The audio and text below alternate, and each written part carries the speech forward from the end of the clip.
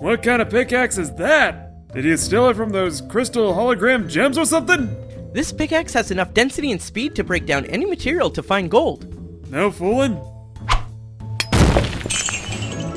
Well, call me Otto Mesmer. Conroy, buddy, you wouldn't mind sharing that with your old buddy Doggy D. Dachshund, would you? With this pickaxe, we can solve mysteries, or rewrite history. How about we just hunt for gold instead? That too.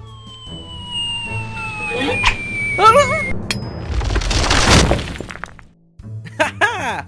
I forgot it can also cut anvils.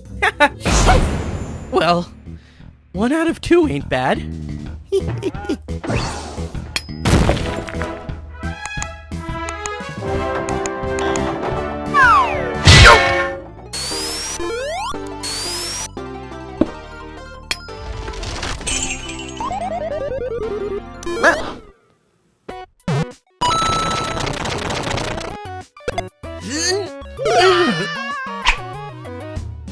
Yes, sir. Not a bad haul. Ooh, but hey, why stop now? Because it's good to stop when you're ahead. Eh.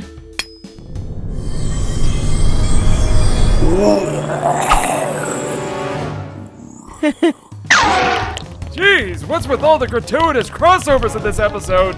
Less sarcastic quipping. More running! Okay, what is it? Seriously? Here, let me show you. Woohoo! Do that again. Woo! Ha! Wah-ha! Hey, what?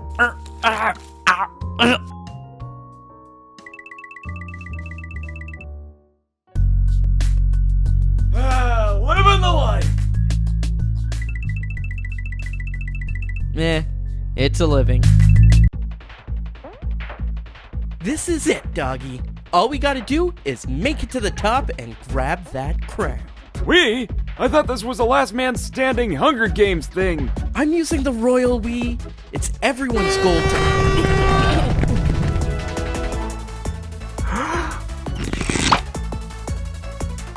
Oi, you trying to cheat?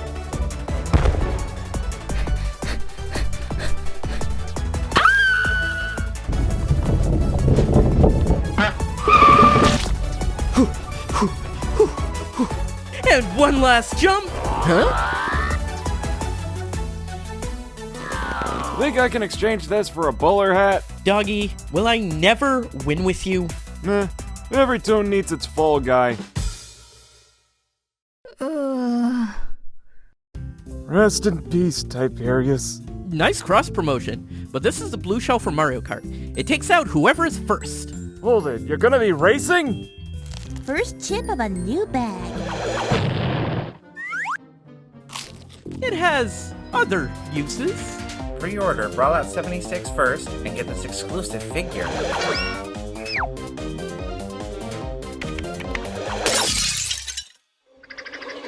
Conroy, we need to talk. Your obsession with being first has gone too far. You're robbing others of that experience. And when you cheat your way to first, you diminish its value. You're right. I got carried away. I'll stop using the shell. You're being really mature now. A first for you. I guess so. Hey, where are you? This is the last time I fall for that. The item we use in this cartoon. What the? Where's Conroy? Down here. Or there. We ran into an error message. I hope you auto-feed your rig!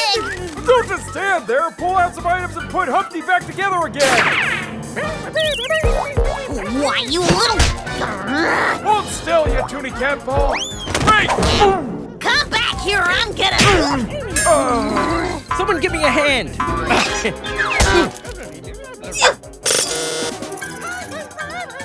it! Fix it! Fix it, fix it, fix it, fix it, fix it, fix it, fix it!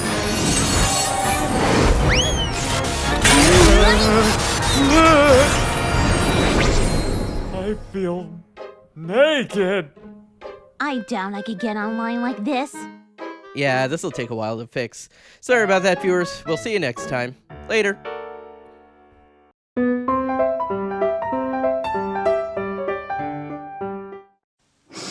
man, is it so good to see the Warner siblings and those laboratory mice again. 22 years later, and they can still kick butt. Figuratively and literally, of course. Coming straight from the 90s, Yako, Wacko, and Dot had to adapt to the 2020s, where politics, internet trends, high-tech gadgets, reboots, and obnoxious weirdos take over. Brain won't be happy when he hears what I just said, and yet he's still pondering on how to take over the world, no matter how much he and Pinky fail. Every single time. Good luck trying to get a college degree, you know-it-all rats. Ah, what's happening? Ah, ah.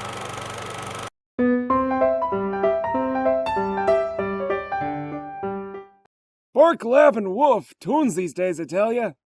Flashback to 1998. I checked my mail to get the latest Looney Tunes magazine, when to my absolute horror it was discontinued by a magazine themed on this newfangled fad called Pokemon.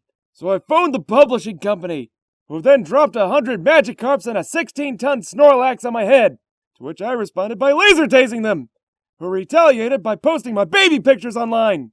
And here I am today, you sellout schmucks! Thanks to the fans, Pokemon proved to be one of the all-time largest anime franchises ever, since it spawned a TV show that is still airing now, toys, a bajillion movies, toys, games, and more toys! What gets me annoyed is that this show advocates animal fighting to make yourself feel like the best, causes seizures, and enforces how you gotta catch 'em all! Oh, the merchandising!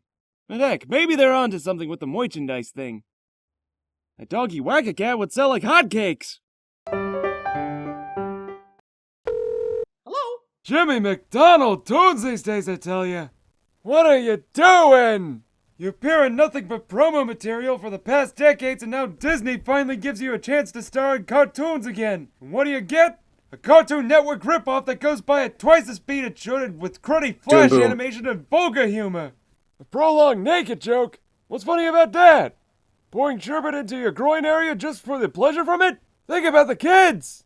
I mean, I suppose it does remind me of the Golden Age, and for its flash movements it ain't so bad.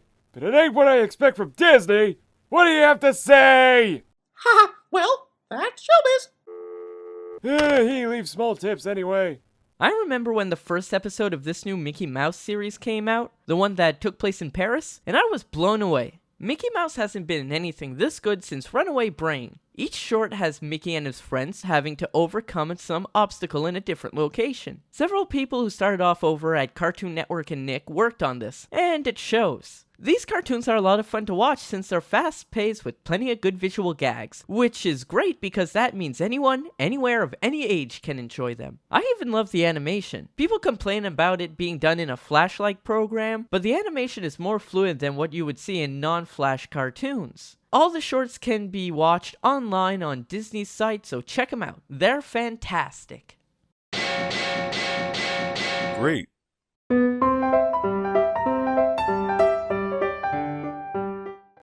You know, there comes a time in every man's life where he finds himself asking, why? Why do things happen? What causes some of the strange and awful events in life to play out? I've been around for a long time, and I've seen more than a few of these moments. And one of these moments has a name, SpongeBob SquarePants. A show about a stinking sponge. And this thing has been running non-stop since 1999, with roughly 8 seasons, over 100 episodes, a movie, and God only knows how many specials. Seriously, how the heck did a sponge end up so stinking popular? Did kids just decide they were bored with regular animals and made this freaking escapee from the sink super special and cool? Anyway, moving on, SpongeBob is a sponge who lives in a pineapple under the sea. No, neither I nor the people who made this were smoking anything, though I really wish I was. We follow SpongeBob's crazy life and misadventures with his friend, the idiot starfish Patrick, the underwater squirrel Sandy, a miserable squid called Squidward, and his greedy crustacean boss, Mr. Krabs. SpongeBob is more his own enemy than anything, given the closest thing he has to a real antagonist is a plankton. Anyway, the show has been a Nickelodeon juggernaut for over a decade now. Despite barely anybody who originally worked on it being around anymore, The company seems determined to squeeze as much out of the poor little freak as it can, and that includes making it practically the only thing on Nickelodeon half the time. All this from a freaking sponge. What next? A cartoon about a dish rag? You know what I also can't stand? That gumball show. So here's a question for you. What do you get when you take Johnny Bravo, pair him up with one of the dames from Totally Spies, you can pick whichever one you want, and have them fight some super genius megalomaniac? You get a pretty weird show. But that's besides the point. Today we're talking about Tough Puppy. Oh boy, a spy flick. Let's go down the checklist. Hot female sidekick? Check. Gruff military-esque boss? Check. Gawky gadget guy? Check. So far, they're 3 for 3, but they choke in the home stretch, and that's because the main character is a doofus! Basically, stupid dim-witted dog joins up with Super Agent Fighting Force, and they go around kicking bad guy butt. The characters have very animated personalities, and I actually found myself laughing quite often. It was mostly at the butt jokes, but it doesn't matter! In terms of cartoons nowadays, it's actually not really that bad. You just gotta get through the thick layer of stupid. I know what you're thinking. What? Doggy D. Dachshund has something positive to say? Well, yeah, but not because it's a good show, but, believe it or not, that guy's my nephew. And he owes me money!